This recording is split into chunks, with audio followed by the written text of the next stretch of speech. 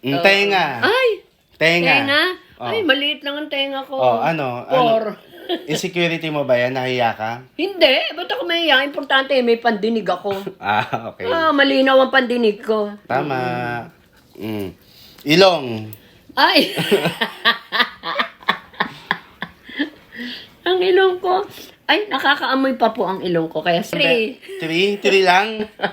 Ay, wala na. Alam naman 7. Meron pang 1, 2, 3, 8, ay 1, 2, 3, 9, 10 Ay, hindi pwedeng 8. Maganda yon. Yung ilalagay mo sa number 1, yun yung parang pinakahiya. 1. Yung ilong. 1. Sure ka ba? Ay, Ano ba yung pinaka-nahihiya kang parte ng katawan mo? wala. Hindi, kung meron nga. Ilong, pango. Ano nga ang number yun? 1. Height. Height ko? Okay ka lang sa height? Hindi. Height ko, 5'4". Hindi, I mean, insecurity mo ba yung height mo? Hindi. Mga anong number yan? 9. Patapos hindi mo pa rin nagigets tong ginagawa natin.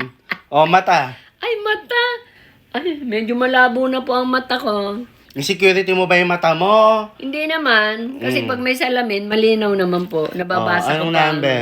Ang mata ko, 10. Hindi mo masyadong insecurity. Hindi Singkit ka kasi, no? Singkit Chinita. Aguinaldo.